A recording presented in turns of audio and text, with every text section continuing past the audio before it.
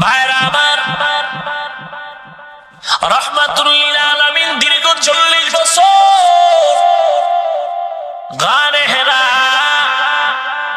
দীর্ঘ সময় ওখানে বসে নবী ধ্যানে কাটান। নির্জন জায়গা, মাঝে মাঝে রাসূলের স্ত্রী আম্মা জান খাদিজাতুল কুবরা নাস্তা নিয়ে, মহিলা মানুষ ওই পথ পেরিয়ে উঁচু পাহাড়ে উঠে পয়গম্বরের কাছে নাস্তা নিয়ে হাজির। এরে নবীর উম্মতের দল, রাহমাতুল লিল আলামিন এই দীর্ঘ সময় ওই পাহাড়টাকে বেছে কিনে নিলেন। রাহমাতুল লিল আলামিনের তো আল্লাহ বাইতুল্লাহর কাছেও কোরআন দিতে পারতেন, পাহাড়ে নিলেন কেন? পাহাড়ে নিলেন কেন? আবার পাহাড়ের ভিতরে তো ওই পাহাড় না, ডানে বামে আরো বহু পাহাড় আছিল। গারে সৌর, হিজরতের রাতে আমার নবী যেই পাহাড়ের গর্তে আশ্রয় নিয়েছিলেন ওখানে যেতে পারতেন, অন্য পাহাড়ে হেরায় কেন গেলেন? নবী পাহাড়ে কেন গেলেন? আর পাহাড়ে নিয়ে আল্লাহ কিতাব দিলেন কেন? এর বিশেষত্বর সংক্ষেপ, পয়গম্বর মুসা নবীকে আল্লাহ কিতাব দিয়েছেন পাহাড়ের ভেতরে নিয়ে, ঈসা নবীকে আল্লাহ কিতাব দিয়েছেন পাহাড়ের ভেতরে। আল্লাহর খাস বান্দা আসহাবে কাহাফ, এরাও আল্লাহর সান্নিধ্য অর্জনের সময় কাটাইছেন পাহাড়ের ভেতরে।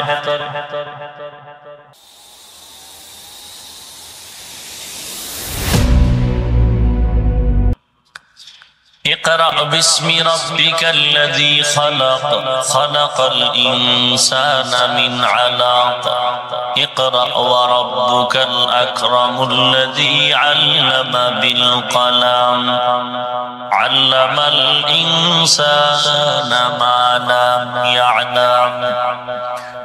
فقال النبي صلى الله عليه وآله وسلم خيركم من تعلم القرآن وعلمه أو كما قال النبي عليه الصلاة والسلام.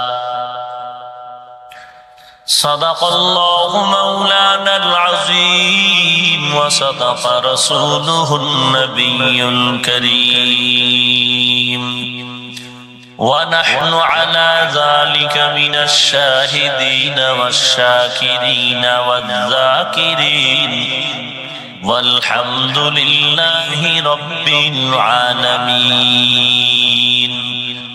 اللهم صل على روح محمد في الأرواح وعلى جسد محمد في الأجساد وعلى قلب محمد في القلوب وعلى قبر محمد في القبور. سبحانك لا علم لنا إلا ما علمتنا إنك أنت العليم الحكيم. رب اشرح لي صدري ويسر لي أمري واحلل عقدة من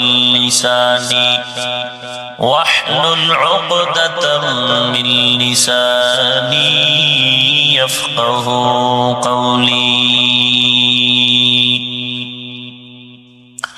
مقبول تو ہے شاذ ہے قابل تو بہت ہے مقبول تو ہے شاذ ہے قابل تو بہت ہے ऐना के मानिंदे तू नहीं दिल तू बहुत है ऐना के मानिंदे तू नहीं दिल तू बहुत है. एक चश्मे ज़दन गाफिल जा शाह नबाशी এক চশমে জদন গাফিল যা শাহ নবাশি শায়দ কে নিগাহে কুনদা গাহ নবাশি শায়দ কে নিগাহে কুনদা গাহ নবাশি।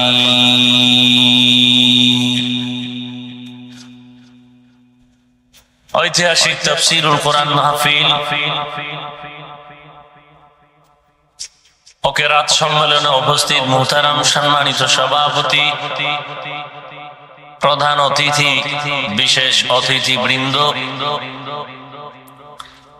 মুআজ্জাজ মুকাররম, জাতির মাথার মুকুট, ওয়ারাসাতুল আম্বিয়া হযরত উলামায়ে কেরাম, দূর দূরান্ত থেকে আগত আল্লাহ পাকের আশিকিন, যাকিরিন, শাকিরিন, মুহিব্বিন, মুরব্বিয়ান ইযম,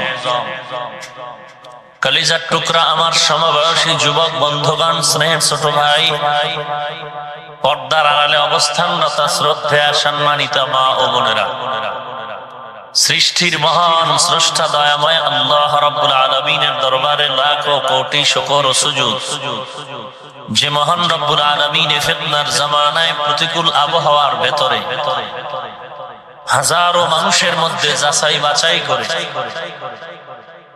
আমাদেরকে এই সুন্দর পরিবেশে হাজির হওয়ার তৌফিক দান করেছেন। নিয়ামতের শুকর আদায়ার্থে মুসলমান হিসেবে ঈমানের আওয়াজকে উঁচু করে আওয়াজে উচ্চ কণ্ঠে কালিমাতুশ শুকর উচ্চারণ করি আলহামদুলিল্লাহ।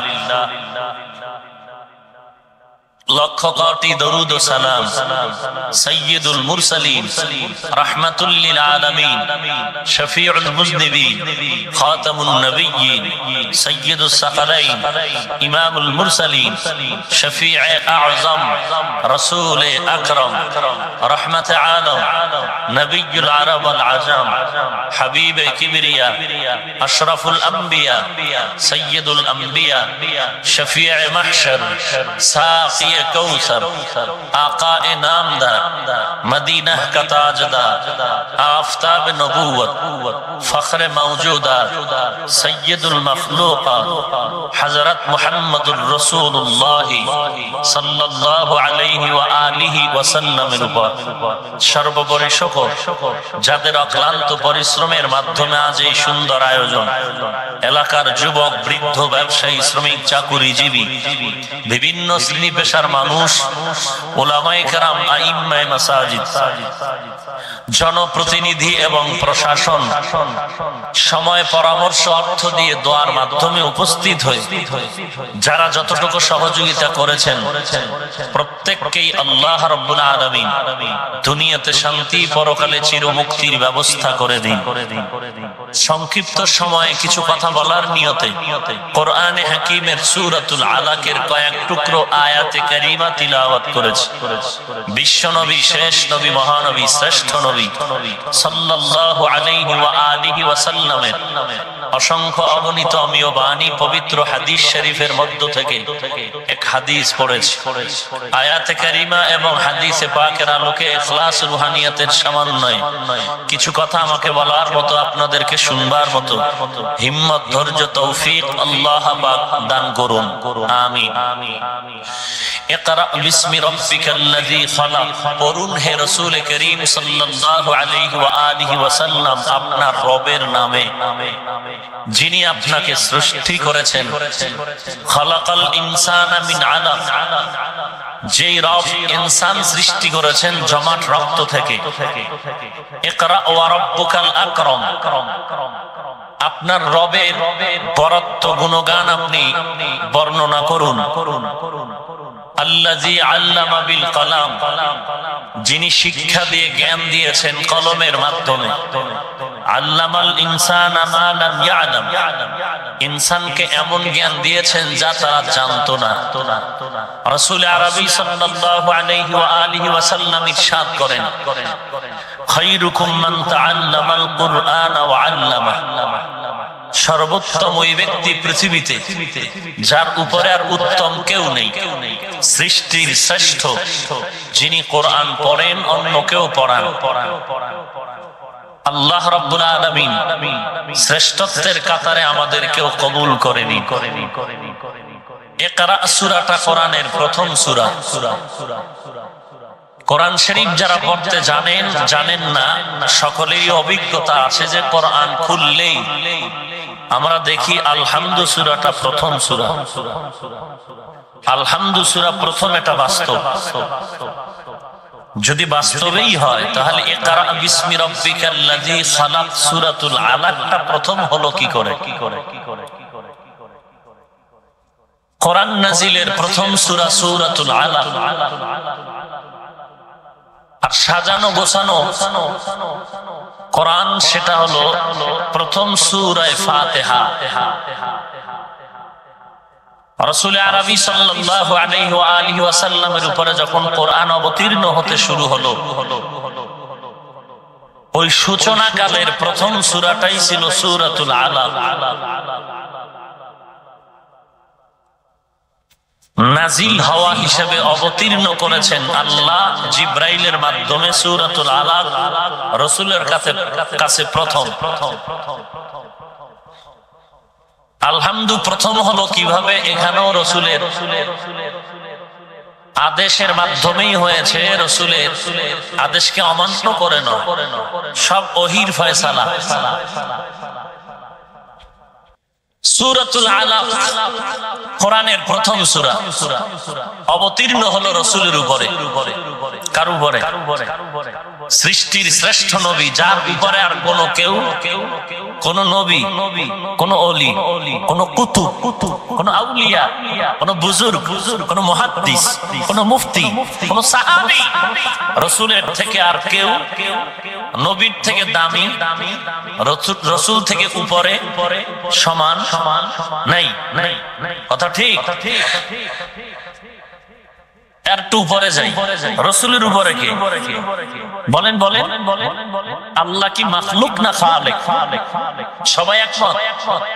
খালেক কতজন? কি নাম? আল্লাহর মতো কেউ আছে? উপরে কেউ আছে?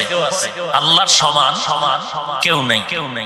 আল্লাহর খালেক হিসাবে আল্লাহর মতো কেউ নাই, তুলনাই নেই। আর মাখলুকাতের ভেতরে আমার রাসূল একক, অদ্বিতীয়, তার মতো আর কেউ, তার উপরেও সমান নাই। তাহলে আল্লাহ হলেন গায়বের মালিক। যদি বলে নবী জানে, তো আল্লাহর সমান হয়ে গেল শিরক। আল্লাহ হলেন গায়বের মালিক, যদি বলে পিশাব জানে, এটাও আল্লাহর সমান বানানের নামান্তর শিরক।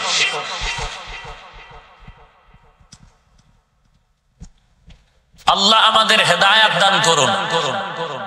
কেউ ভাববেন না আমি পীর মুরিদির বিরোধী, আমি টাটকা পীরের মুরিদ। কথা বুঝেন নাই? টাটকা বুঝেন তো? সুন্নতের ব্যানারে, শরীয়তের মানদণ্ডে কেউ পিছপা করে সুযোগ নাই, কোন সমালোচনারও কোন সুযোগ। হ্যাঁ, পীরের নামে যদি ভণ্ডামি করে, এটা তো মেনে নেওয়া যাবে। আমরা পীরের কাছে যাওয়ার মাকসাদ হলো জান্নাতের পথ চিনি না, চিনার জন্য। আমি আপনাদের মাহফিলে আসছি পথ চিনি না, চিনানোর জন্য একটা লোক আমার দরকার। এই যিনি আমাকে পথ চিনে এখানে নিয়ে আসলেন, তিনি হলেন কোরআনের ভাষায় মুর্শিদ। কোরআনের ভাষায় পথ প্রদর্শক, যিনি পথ দেখায়া দেন। মুর্শিদ মানে জান্নাতে নিবেন, জান্নাতের পথ দেখায় দিন। নিজে যদি অন্ধ হয় তাহলে পথ দেখাবে কি করে? কথা কিছু শুনবেন তো? আল্লাহ কবুল করেন। তাহলে কোরআন দেরিতে দেওয়ার মানে কি? আগে যোগ্যতা অর্জন করো। রাসূল যোগ্যতা অর্জনের জন্য কি করলেন? দীর্ঘ সময়, একদিন, দুদিন, 4 দিন, 1 সপ্তাহ খানা নিয়ে বাইতুল্লাহর একটু দূর, 2.5 থেকে 3 কিলোমিটার একটি উঁচু পাহাড়, জাবালে নূর, গারে হেরা, মায়ার নবী পথ নাই, জঙ্গল পাথর পেরিয়ে ওই পাহাড়ের চূড়ায় উঠে আবার একটি গর্তের ভেতরে নামলেন। ওই গর্তে নেমে পয়গম্বর দীর্ঘ সময় আল্লাহর সান্নিধ্য অর্জনে মুরাকাবা করতেন, মুজাহাদা করতেন, ধ্যান করতেন, সাধনা করতেন। ওলামায়ে কেরাম ভুল হইলে বলেন, এখন বলবেন, পরে বললে তো পাবলিক ভেজালে পড়বে, আমি নাইলে সারলাম। ভাইরা আমার, রাহমাতুল লিল আলামিন দীর্ঘ 40 বছর গারে হেরা, দীর্ঘ সময় ওখানে বসে নবী ধ্যানে কাটান। নির্জন জায়গা, মাঝে মাঝে রাসূলের স্ত্রী আম্মা জান খাদিজাতুল কুবরা নাস্তা নিয়ে, মহিলা মানুষ ওই পথ পেরিয়ে উঁচু পাহাড়ে উঠে পয়গম্বরের কাছে নাস্তা নিয়ে হাজির। এরে নবীর উম্মতের দল, রাহমাতুল লিল আলামিন এই দীর্ঘ সময় ওই পাহাড়টাকে বেছে কিনে নিলেন। রাহমাতুল লিল আলামিনের তো আল্লাহ বাইতুল্লাহর কাছেও কোরআন দিতে পারতেন, পাহাড়ে নিলেন কেন?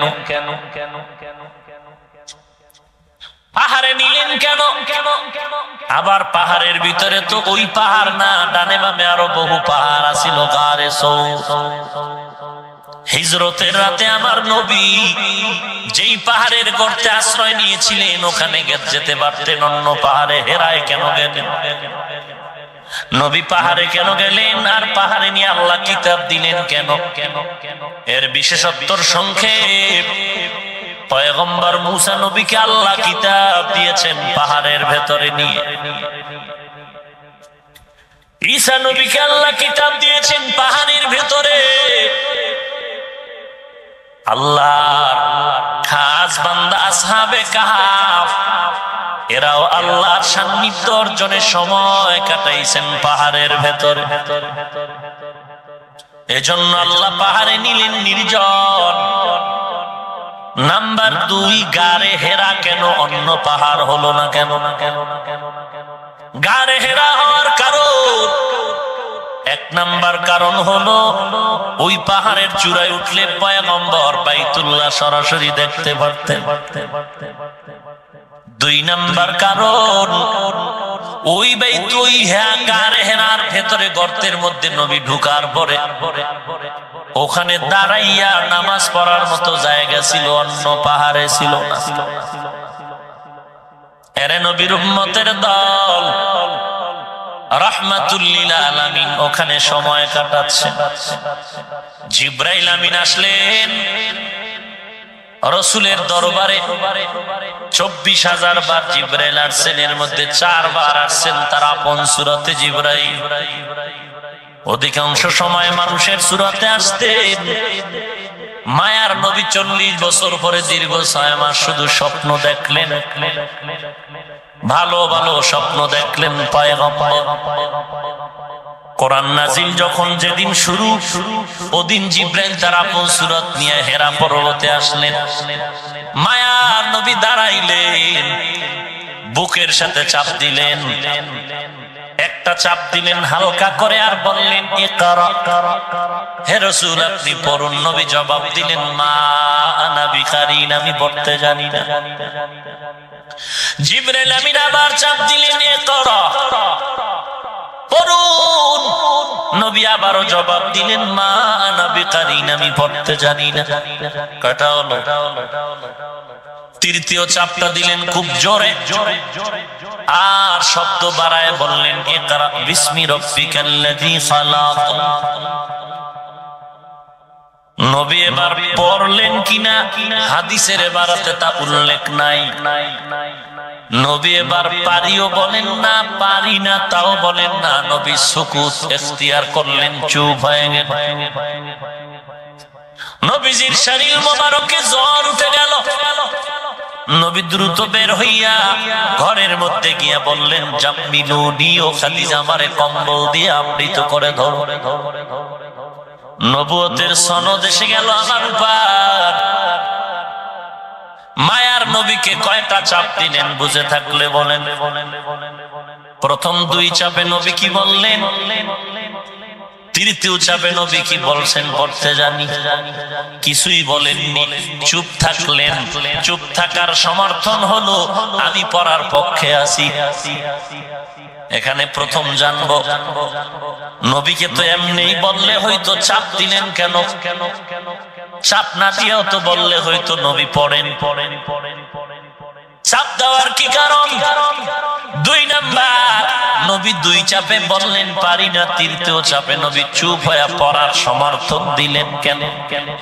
এই কেনর জবাব আমি 10-15 মিনিটে যা পারি দিয়া বিদায় নেওয়ার চেষ্টা করব। ওয়া মা তাওফীকি ইল্লা বিল্লাহ।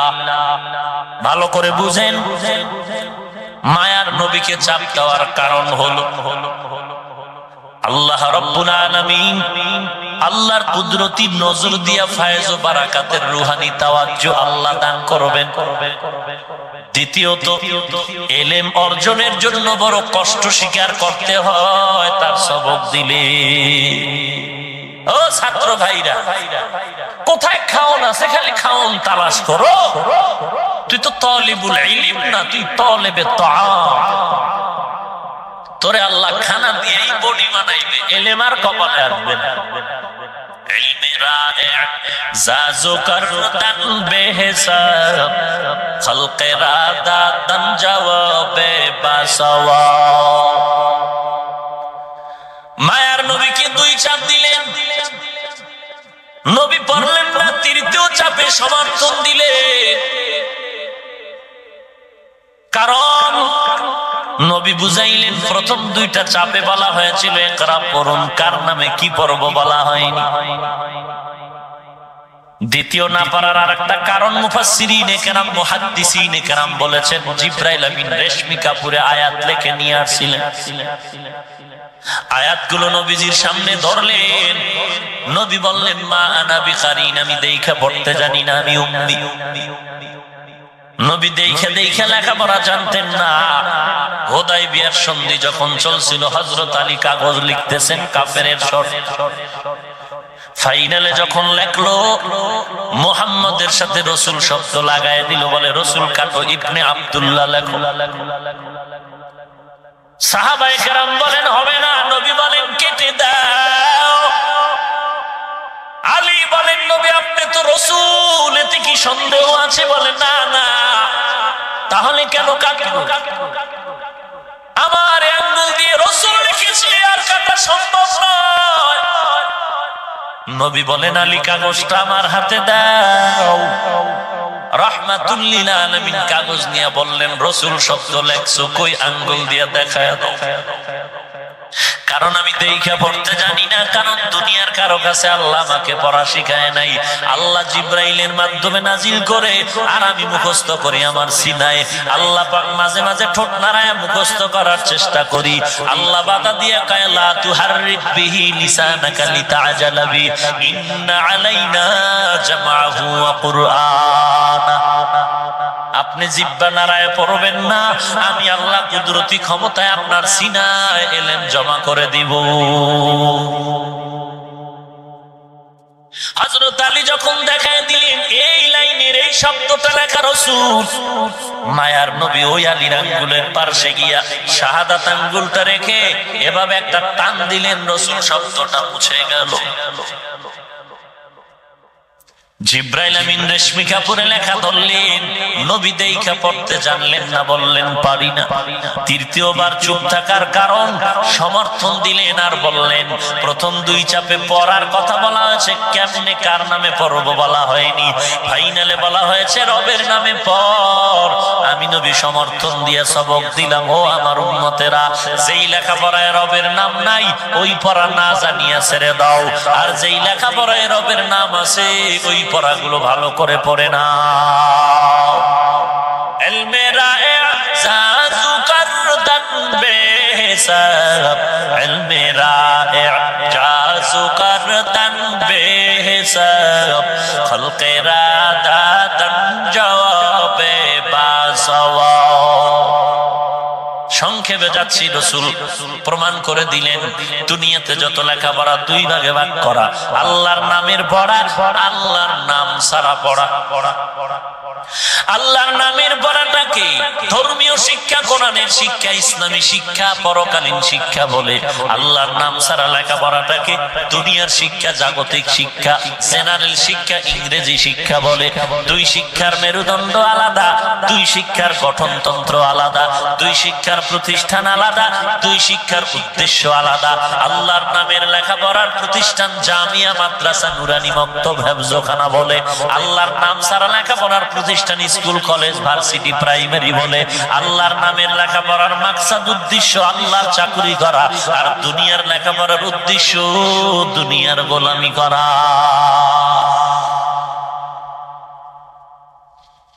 এরে নবীর উম্মত, এবার আমরা জানবো আল্লাহর নাম বাদ দিয়া লেখাপড়া করলে কি হবে, আর আল্লাহর নাম সহ লেখাপড়ার দ্বারা মুসলমান কি হতে পারবে।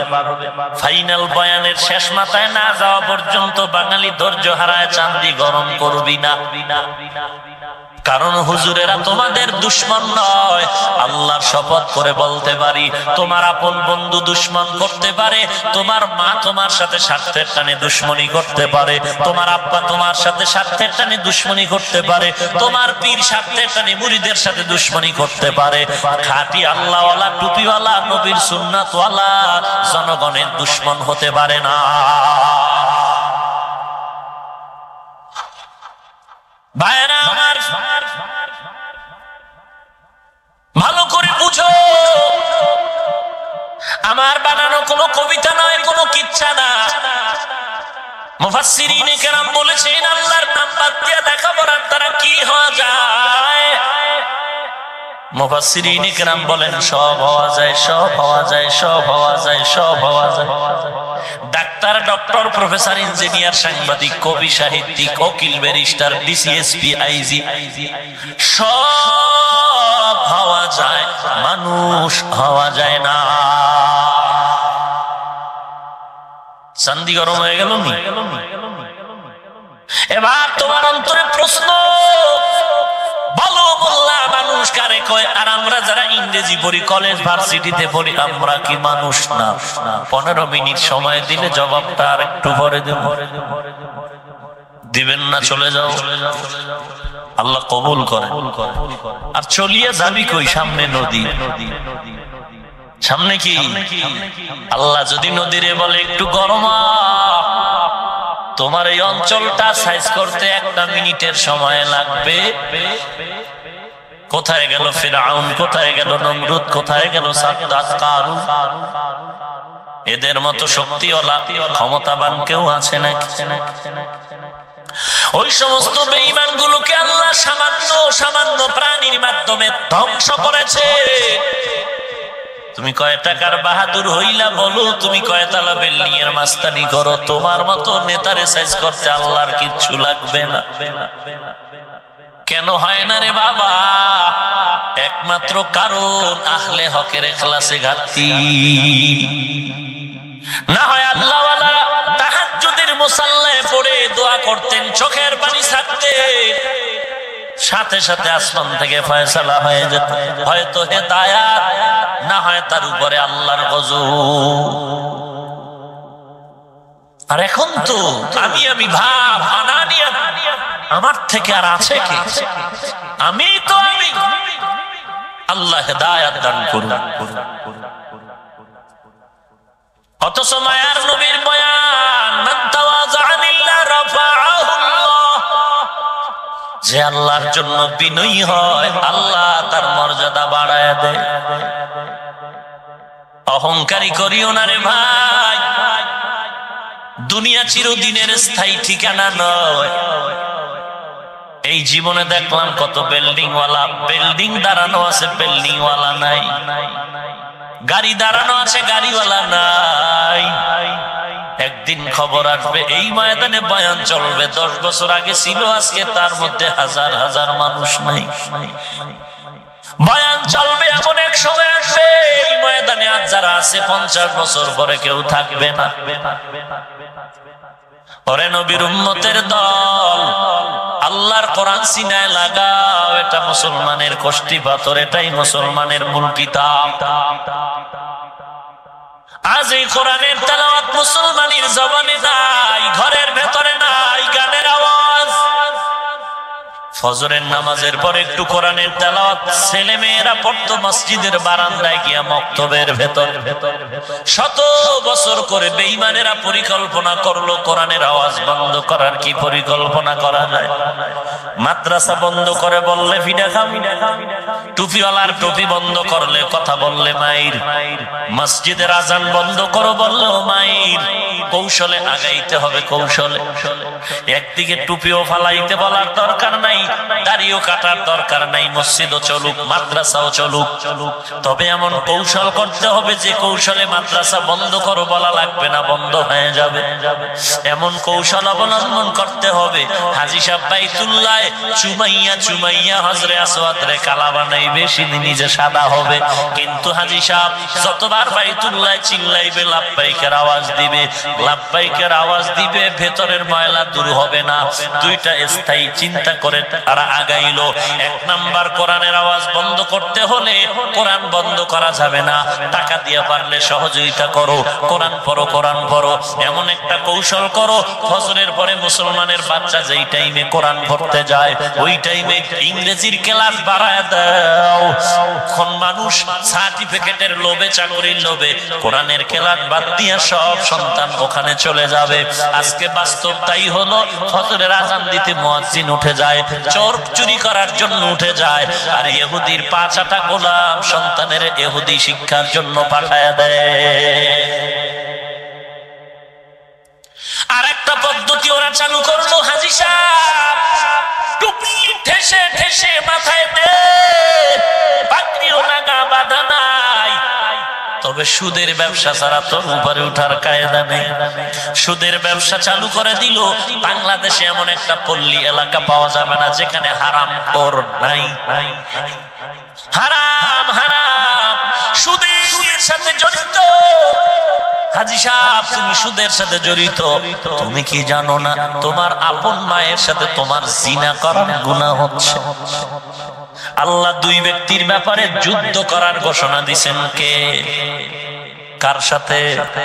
বান্দার সাথে। কার সাথে? কয় ব্যাপারে? 1 নাম্বার ব্যাপার হলো যারা সুদখোর, তোরা তওবা কর নাইলে তোদের সাথে আমি আল্লাহ যুদ্ধ করব। 2 নাম্বার বদমাইশ, মান আদালি ওয়ালিয়ান ফাকাদ আযানতুহু বিল হারব, যারা আমার ওলিদের সাথে, কার ওলি? শয়তানের না আল্লাহ। আল্লাহর ওলি কারা? যারা দাড়ি কাটে, বিড়ি টানে। হ্যাঁ, তাহলে ওই ভাইজানরে কেমন সুসংবাদ দেওয়া দরকার, ধন্যবাদ দেওয়া দরকার যারা মোনাজাতটা দিয়ে রাস্তায় গিয়ে বিড়ি টানে। আছেন এরকম নেককার বান্দা, টাটকা নেককার, মোনাজাতটা দিয়েই রাস্তায় বিড়ি। আছে না নাই? তুমি মোনাজাত দিয়ে কি কসু চাইলা খোদার দরবারে? বিড়ি টানবি এটা চাইছো?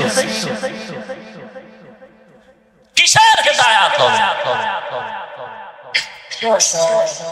এই সুদের এক গজব আজ মুসলমানের ধ্বংসের চূড়ান্ত দরওয়াজায় নিয়ে গেল। নামাজ পড়ো, রোজা রাখো, জিকির করো, তেলাওয়াত করো, পীরের দরবারে যাও, বাইতুল্লাহ যাও, 13 লাখ টাকা দান করো, কোটি কোটি টাকা দান করো, মসজিদ করো, মাদ্রাসা করো, আল্লাহর কসম, আল্লাহর কসম, আল্লাহর কসম, কোন সওয়াব হবে না। আসতে বলেন কেন? রাগ করতেছেন? আমি আপনাদের দুশমন না, যাহা কিছু বলি জাহান্নাম থেকে বাঁচার জন্যই বলি। এই যুবক, ব্রাজিলের গোলামি করো না। কি পাইছো? আর্জেন্টিনার গোলাম পাইছো? বিল্ডিং পাইছো? আমি রাজধানীতে বলেছি, যারা আজকে আমার দেশের স্বাধীনের লাল সবুজের পতাকায় লাথি লাগাইয়া তুমি আজকে আর্জেন্টিনা ব্রাজিল বেঈমানের গেঞ্জি লাগাইছো, বিবেকের আদালত থেকে জবাব দাও, আমার দেশের লাল সবুজের পতাকার গেঞ্জি কয়দিন পরেছো? আজকে আমার দেশের পতাকাকে তুমি অবহেলা করে ঘরে ঘরে ঘরে ঘরে পতাকা লাগাইয়া বেঈমানের সাথে তাল মিলাইয়া একদিকে ইসলামের সাথে গাদ্দারি করেছো, অপরদিকে আমার স্বাধীনতার সাথে গাদ্দারি করেছো। রাগ আসে দিলে না। আমি কি ইহুদির বাদশা নাকি বেটা? তুই রাসূলের উম্মত, তোকে আমি মহব্বতের সাথে বলছি, জাহান্নাম থেকে বাঁচাবার জন্য বলছি। পেয়েছো গলার ভেতরে রশির ফাঁসি, পেয়েছো মা বাবার বদদোয়া, মুরব্বিদের বদদোয়া, পেয়েছো স্বামীর উপরে স্ত্রীর ছুরির আঘাত, আর কি পেয়েছো? যার জন্য কাঁদো তার চোখে পানি নেই। তুমি যেই বেঈমানের পাগল, সে বেঈমান বলে বাংলাদেশ নামের কোন ভূখণ্ড আমি চিনি না।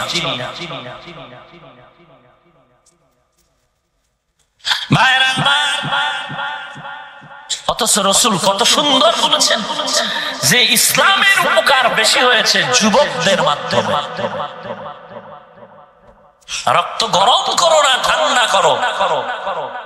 ধ্বংস করে দিল আর একটা গজব, সমাজ চরিত্র, যেটা হুজুর গো খাইছে, সুদে খায় নাই, কেজি আর শেরে স্কুলে খায় নাই, খেয়েছে গজবের মতের, আমাকে খেয়েছে, আমার স্ত্রীকেও খেয়েছে, সমাজ খেয়েছে, চরিত্র খেয়েছে। বাবাই কি খুশি, ছেলের মোবাইল কিনা দিচ্ছে।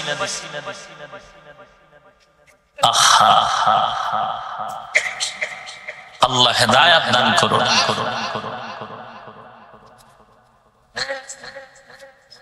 ভাইরা ও যুবক,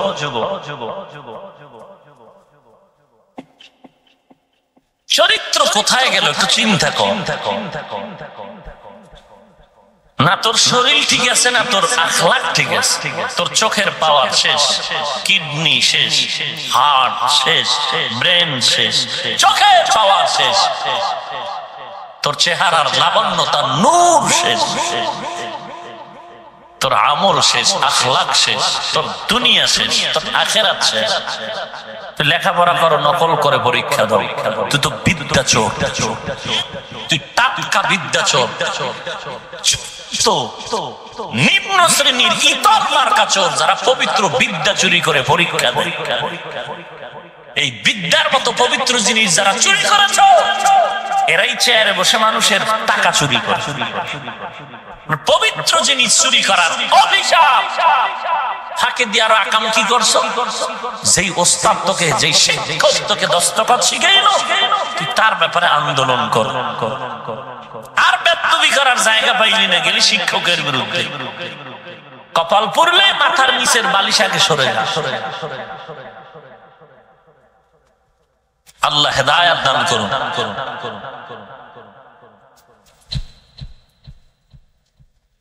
কোথায় রাখছিলাম কথা? পয়েন্ট হারাই গেলে তো হবে না।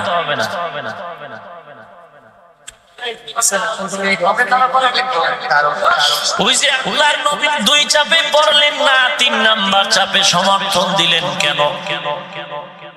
এই কেনর জবাব বলতেছিলাম।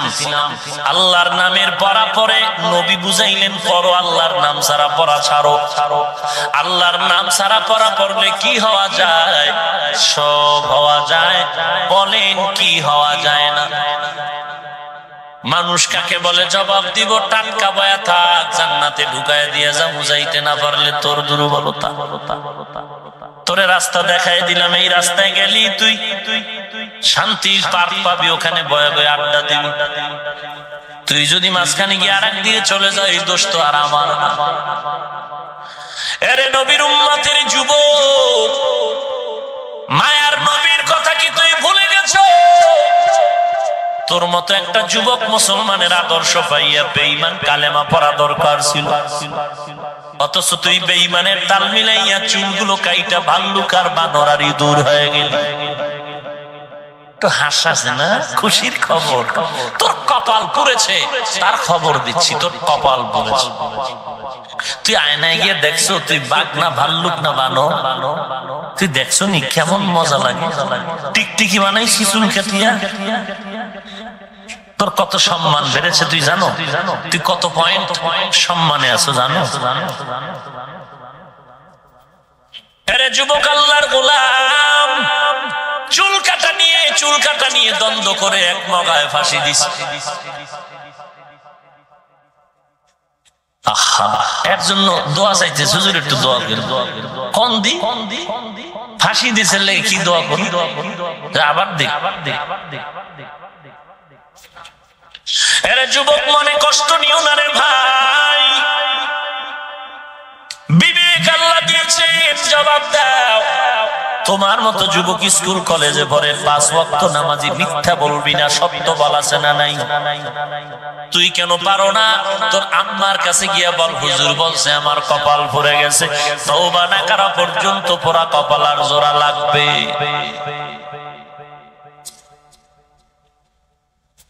এরে নবীর উম্মতের দল, আল্লাহর নাম বাদ দিয়ে পড়লে সব হতে পারে, মানুষ হতে পারে না। তার 2টা উদাহরণ দিয়ে জবাব দিব মানুষ কাকে বলে। বান্দা বান্দি বিবাহ শাদীর মাধ্যমে সন্তানের জন্য দোয়া করলেন, একটা সন্তান দিও রে মালিক। আল্লাহ সন্তান দিলেন কন্যা, মনটা বেজার হয়ে গেল, গজব আসলো ঘরে, গজব। এরা আবার মাইকে চাপাবাজি করে, ইসলাম নারীর অধিকার দেয় নাই, ইসলাম নারীর অধিকার দেয় না, আমরা দিব বলিয়া আবার কন্যা সন্তানকে অবহেলা করে, স্ত্রীকে গালি দেয়। আছে না নাই? মিথ্যা বললে বলেন কি আমার দেশে নাই? কন্যা সন্তানকে সমাজের সংসারের বোঝা মনে করে, অথচ ইসলাম ছাড়া নারীর মর্যাদা কেউ দিতে পারে নাই। এই ইসলামের বিরুদ্ধাচরণ করে সম্মান দিব বলিয়া আমার মা বোনেরা রাস্তায় নামায় কাজ করায় মাস শেষ বেতন না দিয়া আন্দোলনে নামাইয়া বেতের বাড়ি দিয়া মারে, আর বলে অধিকার দিয়েছি। তোমাদের মতো জালেম এই জমিনে আর কেউ না। এরে নবীর উম্মতের দল, মা বাবায় মেয়ে পাইয়া নাম রাখলেন তাসলিমা। হিন্দু না মুসলমান? কথা কান না কেন? রাসূল বলেন সন্তানের ভালো নাম রাখ, ইসলামী নামের বিনিময় আল্লাহ নাজাত দিবে। ও হাজী সাহেব, বাইতুল্লাহ তো ধাক্কা কম লাগাইলেন না। সন্তান এখনো সুদের টাকায় ব্যবসা করে, আর নাম টামের তো কোনো হিসাব নাই, সব বেঈমানের নাম মুসলমানের ঘরে। আল্লাহ হেদায়েত দান করুন। ভাইরা আমার, তাসলিমাকে লেখাপড়া শিখাইলেন, মেডিকেল সায়েন্স কমপ্লিট করে এমবিবিএস ডাক্তার হয়ে গেল। শিক্ষিত নাকি অশিক্ষিতা? ফাঁকে ফাঁকে চেম্বারে বয়া ইসলামী স্টাডি করে, কোরআনের তরজমা, হাদিসের তরজমা পরে পরে দেখে নারীদের উপরে একটা আল্লাহর বিধান হলো পর্দা করো। তাসলিমা মন্তব্য করলো, নারীদের উপরে পর্দা প্রকার আইন করে নারীদের উপরে জুলুম করলো। আল্লাহ বড় জালেম। একটা মুসলমানের বাচ্চা এমবিবিএস ডাক্তার মন্তব্য করলো। শুধু এখানেই না, আবার কলম ধরলো যে এই কথা আমি শুধু অনুভব করলে হবে না, উম্মতকে জানাতে হবে। বই লেখলো কলম নিয়ে, বইয়ের মধ্যে বিভিন্ন ইসলাম বিরোধী মন্তব্য করলো, আর বললো আল্লাহর আর একটা বিধান, স্বামী ছাড়া সন্তান জন্ম দিতে পারবে না কোনো মেয়েকে। বলে এটা কেমন কথা? আমি তাসলিমার পেট আমার শরীরের একটা আলাদা অংশ, আমার নিজস্ব অধিকারে চলবে। আমি যেখান থেকে মনে চায় আমার পেটে সেখান থেকে বাচ্চা নিব, স্বামী হিসাবে এককভাবে অধিকার খাটাইয়া বাচ্চা দিতে পারবে না। গোটা দেশের মুসলমান আন্দোলনে মুখরিত হইয়া রাস্তায় নেমে পড়লো যে একটা পেটের মধ্যে যেখান থেকে মনে চায় মানুষ তার পেটে বাচ্চা নিবে, এমন পেট মানুষের হতে পারে না। আমরা জানি রাস্তার কুকুর নির হতে পারে। অতএব এই বেশ্যারে তওবা করতে বলো, নাইলে দেশ ছাড়তে বলো। তাসলিমা বোরকার বিরুদ্ধে এত টাটকা বয়ান দিল মুসলমানের আন্দোলনের ভয়ে। ওই সময়ের সরকার বাহাদুর তাসলিমাকে বোরকার মধ্যে পেঁচাইয়া বিদেশ পাঠায় দিল। দেখছেন নি খোদার মায়ের দুনিয়ার ভাই, যেই বোরকার বিরুদ্ধে তাসলিমা বয়ান দিল ওই বোরকা পরিয়েই তাসলিমা দেশ ছেড়ে পালায় গেল। লম্বা জামা পরবি না, লম্বা জামা পরবি না রে বাবা, গোল জামা পরবি না, টুপি পরবি না, পরলি তো পরলি মরার ঘরে পরলি। আগে যদি ভর্তির মুমিন আমলনামাটা সুন্দর হয়ে যাইতো, পড়াটা তো পড়লি মরার পর, যখন তোর আমলনামা বন্ধ হয়ে গেল। এরে নবীর উম্মতের দল, ওই তাসলিমার মন্তব্য থেকে গোটা জগৎবাসী প্রমাণিত হয়ে গেল পশুত্বের চরিত্রের আওয়াজ দিল তাসলিমা। কারণটা কি? একমাত্র কারণ আল্লাহর নাম সারা লেখাপড়ার ফসল। কি বুঝলাম? সব হয়েছে, এমবিবিএস ডাক্তার হয়েছে, গবেষক হয়েছে, মানুষ হতে পারছে। এবার শুনেন মানুষ কাকে বলে। মানুষ কাকে বলে এটা বুঝার জন্য ভালো করে বুঝেন মানুষ কাকে বলে। আল্লাহ কোরআনে ভিন্ন আয়াতে বলেন, আর রহমান আল্লামাল কুরআন খালাকাল ইনসানা আল্লামাহুল বায়ান।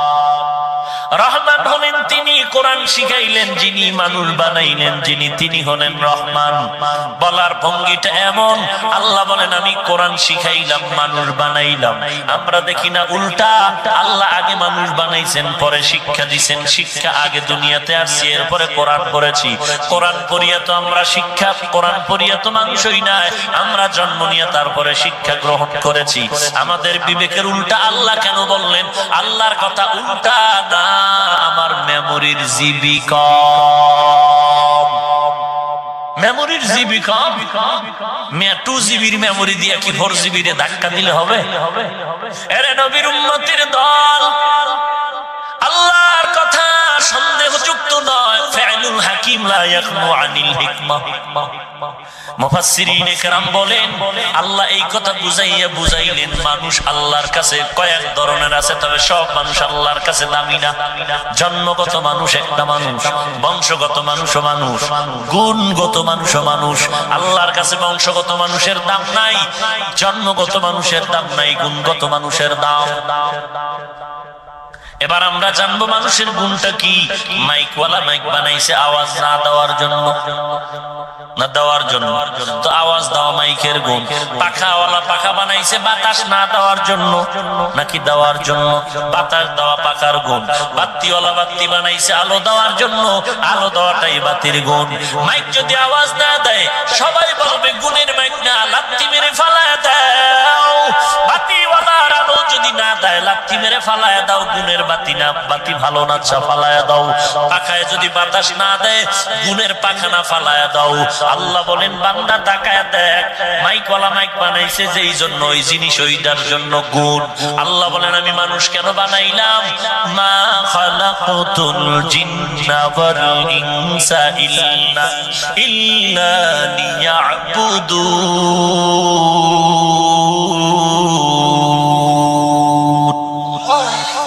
খালাকাতুল জিন্না ওয়াল ইনসি বিখা জুজ ইবাদত নিস্তে মাকসুদ আজ্জাহা। মানুষ বানানোর কারণ ফুটবল খেলা দেখার জন্য, ক্রিকেট খেলার জন্য, হুজুরের গালি দেওয়ার জন্য, সম্পদ চুরি করার জন্য। মানুষ বানাবার একমাত্র কারণ আল্লাহর ইবাদতের জন্য। কার ইবাদত? আরো আস্তে করে বলেন, আল্লাহর ইবাদতের জন্য আল্লাহ মানুষ বানাইছে। অতএব মানুষের গুণ হলো ইবাদত। অতএব যারা ইবাদত করবে তারা গুণের মানুষ, তারা জান্নাতি মেহমান। এখন ইবাদত করতে হলে কেমনে করব?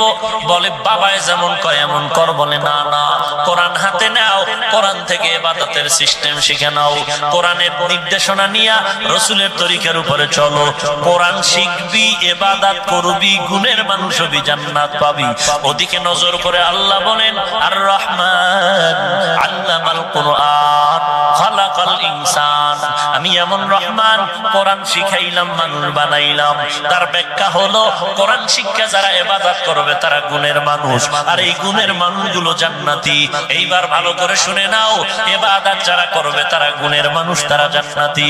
স্কুল কলেজে যারা লেখাপড়া করে, যেই মেয়েরা যেই ছেলেরা পড়ে, একটু আমাকে বলবেন তারা জানেনি মাকে বিবাহ করা হারাম? জানে? তাহলে আমি বলবো তারা মানুষ। 2 নাম্বার প্রশ্ন, আমার স্কুল কলেজের ভাই বোনেরা জানেনি বিবাহ ছাড়া সন্তান জন্ম দেওয়া হারাম? যদি বলেন জানে, আমি বলবো তারা মানুষ। প্রশ্ন থেকে গেল, তারা যে জানলো মাকে বিবাহ করা হারাম, স্কুল কলেজের পাঠ্য বই পড়ে জানলো? কখনোই না। কেমনে জানলো? কোনো না কোনো উপায়ে কোরআনের ছোঁয়া পাইয়া জানলো। তাহলে রেজাল্ট কি বের হয়ে গেল? মানুষ হওয়ার একমাত্র পন্থাই হলো কোরআন। তুমি স্কুলে পড়ো, কলেজে পড়ো, ভার্সিটিতে পড়ো, তুমি ইংরেজি পড়ো, ইতিহাস পড়ো, ভূগোল পড়ো, ডাক্তার হও, ডক্টর হও, তুমি ইঞ্জিনিয়ার হও, কোনো বাধা নাই। তবে তুমি গুণের মানুষ হতে কোরআন নিয়ে আল্লাহর ইবাদত করো। কথা বুঝেননি? খালি মাদ্রাসাওয়ালা উপরে তো আক্রমণ কেন? হুজুর খালি আলেম হইতে পারবা, পীর হইতে পারবা, ডাক্তার ডক্টর হতে পারবা না। ওই মূর্খ, মূর্খ, বোকা। স্কুলে পড়ে, কলেজে পড়ে, ভার্সিটিতে পড়ে, যে ডাক্তারি হয়েছে সে কি ইঞ্জিনিয়ার হবে? যে ইঞ্জিনিয়ার হয়েছে সে কি ডাক্তার হবে? তো তাকে বলে, বেটা তুই ডাক্তার হয়েছিস, ইঞ্জিনিয়ার কেন হসনি? এই প্রশ্ন যেমন বোকামি, ঠিক একজন আলেমকে ওই প্রশ্ন করা বোকামি, যে তুমি আলেম হয়েছো, ডাক্তার কেন হওনি? তুমি নিজের দিকে আগে তাকাও। এরপরও যদি চ্যালেঞ্জে যাও, তাহলে দেখা যাবে আমরা পারবো কি পারবো না। যদি আমগো খেপাও, চেতায় দাও, কোরআনওয়ালার ব্রেন বড় তাজা, একদিকে আলেম হবে, অপর দিকে ইঞ্জিনিয়ার হবে, দোনোটাই টানা আলেমের জন্য সম্ভব। কিন্তু আমরা তা চাই না। আমাদের দুনিয়াতে চলার জন্য ইংরেজি, অঙ্ক, বাংলা, ইতিহাস যা দরকার তা আমরা সিলেবাস ভুক্ত করেছি দুনিয়ায় চলার জন্য। আমাকে ডাক্তার, ডক্টর, ইঞ্জিনিয়ার হওয়ার দরকার নাই। এবার স্কুল কলেজ ওয়ালাদের কেউ আবদার, আমাদের আরবির পাশাপাশি ইংরেজি, অঙ্ক চলার জন্য যতটুকু নিয়েছি ততটুকু পরিমাণ তোমরা স্কুল কলেজ ভার্সিটির ক্লাসে ক্লাসে কোরআনের ক্লাস ঢুকায়া দাও, মুসলমানি কায়দায় চলার জন্য। আল্লাহ আমাদের হেদায়েত দান করুন। কোরআন বড় দামি একটি কিতাব, এই কিতাবের মতো আর দ্বিতীয় কোনো কিতাব নাই।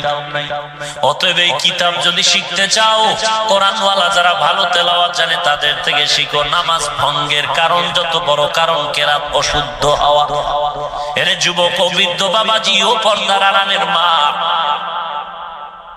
কোরআনওয়ালার সন্তানের মা বাবার কপাল ভালো। কই কোরআন পড়ার কারণে, টুপির কারণে তো কেউ না খায়া মরে গেছে নাকি? সম্মান কমছে? কথা বলেন না কেন? কোনো কমেনি। কত সম্মান কোরআনের কারণে আজ আমার দেশের ছেলে বিদেশ গিয়ে বহু পৃথিবীর বহু রাষ্ট্রকে পরাজিত করে কোরআনের সেই তেলাওয়াত দিয়ে 1 নাম্বার পুরস্কার নিয়ে বাংলাদেশে হাজির। তুমি ফুটবল খেলায় জিততো, কারা সংবর্ধনা দিলা, মিছিল দিলা, আমার দেশের কোরআনওয়ালা 1 নাম্বার পুরস্কার পেয়েছে, সেই জন্য তুমি আনন্দের মিছিল কয়দিন করেছো। শান্তি দেওয়ার মালিক কে? তো আল্লাহ শান্তি দিবেন গাঁজা খাইলে? অতএব তওবা করো, শেষ কথা। আল্লাহর কাছে তওবা করো। আল্লাহ আমার মতো গুনাহগার কেউ নাই। খাঁটি আল্লাহওয়ালার সংস্পর্শে গিয়ে আমল ভালো করে নাও, সহিভাবে কোরআন শিখো, 5 ওয়াক্ত নামাজ পড়ো, স্কুলে পড়ো, কলেজে পড়ো, চাকরি করো, ব্যবসা করো, নামাজ ছাড়িও না, নবীর সুন্নাত ছাড়া চলিও না। আল্লাহর কাছে তৌফিক কামনা করো, আল্লাহ গুনাহ করেছি তুমি মাফ করে দাও। আজকে থেকে তওবা করলাম, আর গুনাহের কাছেও যাব না, নামাজ ছাড়বো না। তওবার যদি নিয়ত হয়, খাঁটি নিয়তে দুটো হাত আল্লাহকে দেখায় দাও। নারায়ে তাকবীর। আয় আল্লাহ, সবার হাত আপনি কবুল করে নেন। তওবার জন্য হাত তুলেছি, তওবা কবুল করে নেন। ঈমান ও আমল মজবুত করে দেন। আয় আল্লাহ, শেষ দোয়া করে তওবা করে নেক আমলের শপথ নিয়ে বিদায়ের তৌফিক দান করেন, আমিন। ওয়া আখিরু দাওয়ানা আলহামদুলিল্লাহি রাব্বিল আলামিন। আসসালামু আলাইকুম ওয়া রাহমাতুল্লাহি ওয়া বারাকাতুহু।